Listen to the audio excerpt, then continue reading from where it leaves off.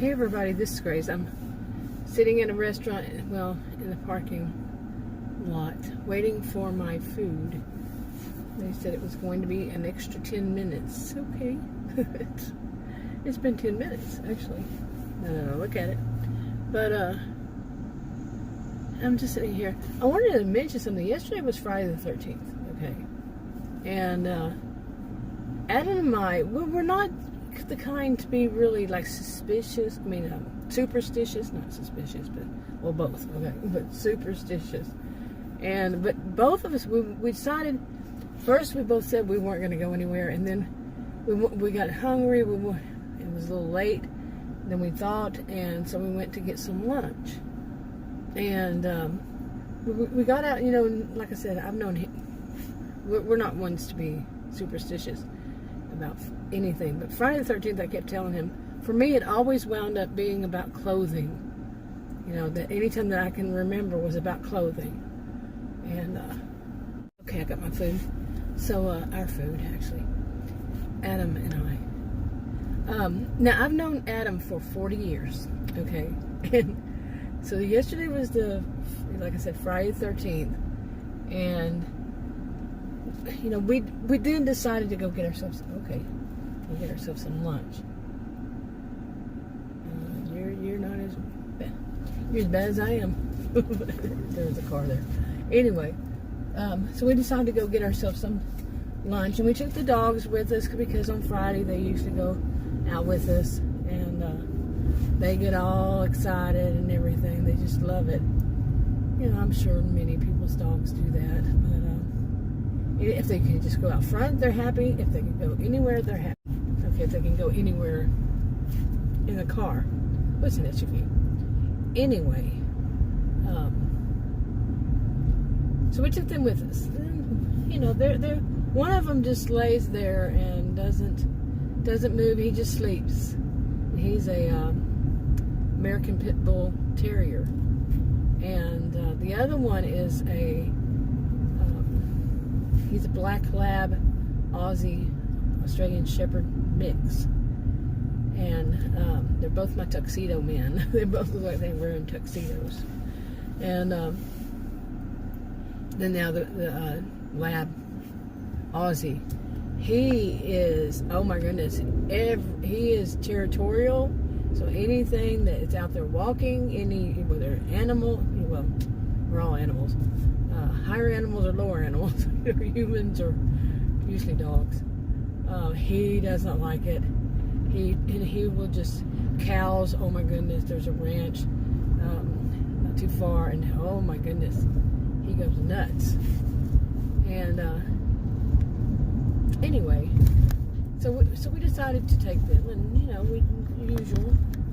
Well, we were on one of these roads, and it's one that has, I think, 2 lanes coming from either direction, perpendicular, and then parallel it's 3 lanes going each direction, I believe. Anyway, it's a big intersection, and we were there when, you know, we got to the light and we were waiting. All of a sudden I heard the screeching sound, and some little car, I don't know what kind, little car, not anything but a car. You know, we call cars anything but when they're like SUVs. Anyway, so this car came, and from the one running perpendicular, okay, and I just, somebody was next to me, but when I saw it, it was turning, you know, it was turning, and it's like screeched, and they were doing it on purpose, like really high speed, very high speed, to be turned, like that guy's turning right there, okay, and screeched around, turned there, and that car was going all over the road, you know, headed that direction. I mean, all over it. I was waiting for it to flip. I really was waiting for it to flip, but they just kept on the gas, like they didn't care. It turned, screeched all over, looked like it was about to flip and turn circles and all that. And I said, Adam, did you see that?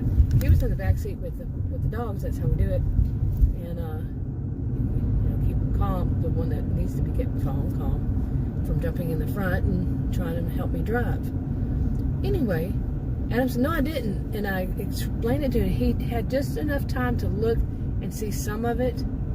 And all of a sudden, Adam, he's older than I, he never is like this. In 40 years I've known him, he says something like, let's just hurry and go get our stuff done and get back home. I don't feel right about this. This is not right. You know, it's Friday the 13th. It's just not good to be out. You know, 40 years I've known him, never known him to be like that. And but I felt it too. It just led to me having the Heebie Jeebies. I'd say he had the Heebie Jeebies. It was just, you know, like, I don't know if it was spooky, the word, or eerie, whatever word it was, but you get the gist that he used. It just, you know, gave him the Heebie Jeebies, really. I would say that. And, yeah, I mean, who does stuff like that? And they were doing it on purpose. It was obvious they were doing it on purpose. Okay, and that's what he said too. It's just too obvious they were doing it on purpose. And it gets to sometimes, you know, nobody should make a judgment by one incident and, you know, generalize it to all. No, I'm not one of those type of thinkers. But so many things I have been seeing, so many, over a few years, however many, a lifetime. No, more and more recently, with so many people thinking they own the road, you know, and they don't care what happens to anybody else.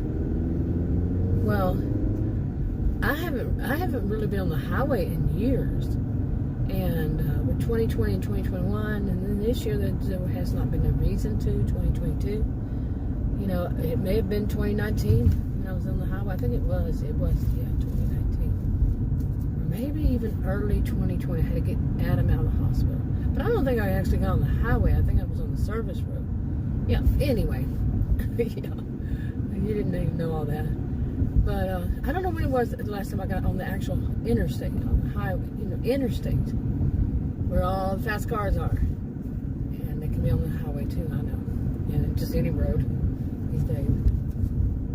But I would be afraid to. I would be afraid to go on the highway again.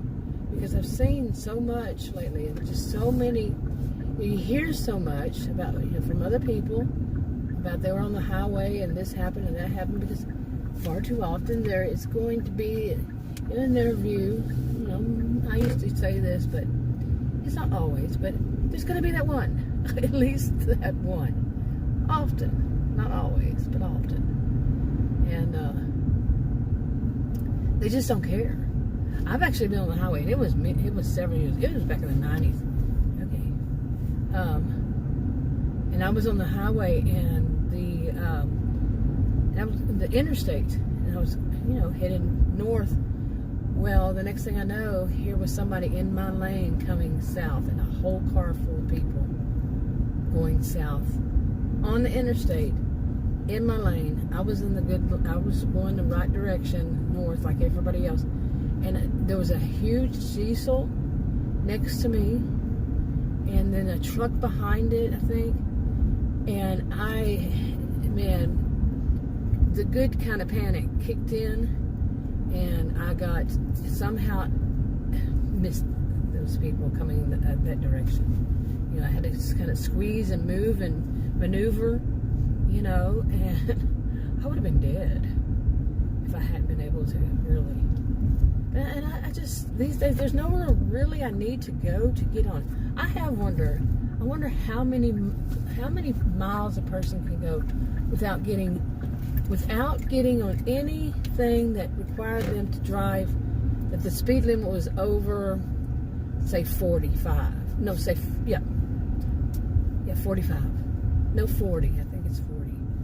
If, you know, just going just the roads, not the highways, not the not the highways and not the interstates. How far in the USA can somebody go without getting on those? Anyway, I'm wrapping this up. I'll talk to you on that.